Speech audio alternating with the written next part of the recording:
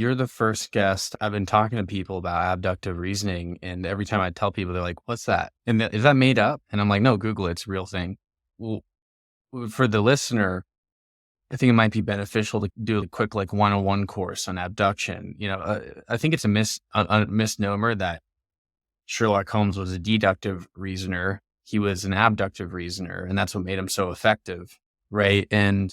At the end, but it looks like he's a deductive reasoner because he like talked with so much certainty when he's doing the big reveal at the end. I just want to make sure that they're like on the same level as us, before we go 100%. forward.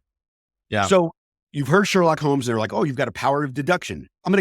It wasn't as powers of induction. Like I said, it's abduction. Deduction is simply the process of taking a principle or rule and then inferring a result in a particular case. I'm going to give you a real world example because that's like big words that people are like, what the fuck is that, Ari? Think about this. Daisy Duck. If you took Daisy Duck, put her on a picture, and you said, all ducks are white, Daisy is a duck, therefore Daisy is white. That is deduction. It's always true. If all ducks are white and Daisy is a duck, Daisy has to be white. See how I deduced that Daisy is white from that all ducks are white, okay? Induction starts with surveying data and the case and generalizing across many principles to identify a pattern. So let's use the Daisy, let's stay on Disney, right? You have Daisy is a duck and she's white.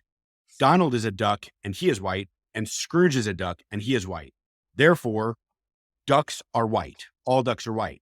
So I'll give you an example from when people were in offices. Let's say you go to lunch with your coworkers, right?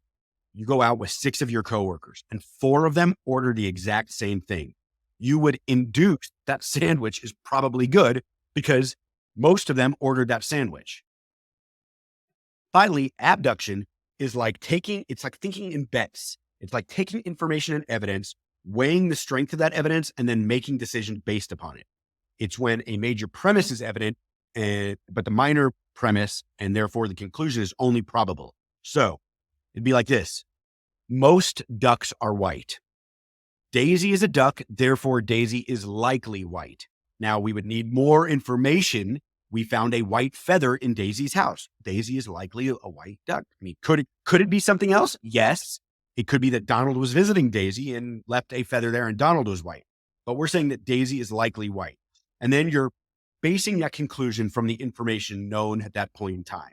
It's building a level of certainty or probability towards something that based upon evidence that's happening at the time. That is the difference between the three. Detectives take an abductive approach to things.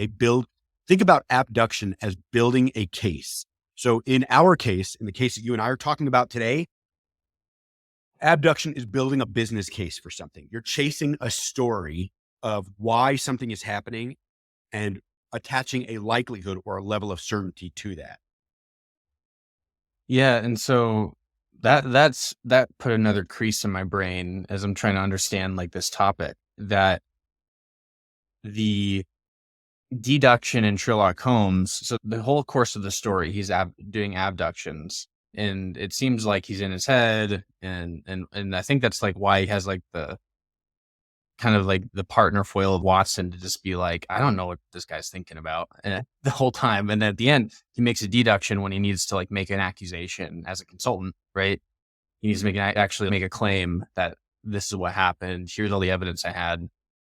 And in product, that loop is a little bit faster than the justice system. I think for the sake of justice and making sure the wrong people aren't put away, you get the opportunity to really make sure that you have the evidence. But sometimes in product, and I like this idea that it's just ongoing. And the case is your business. Why should your business be in business? Is probably the case you're working on.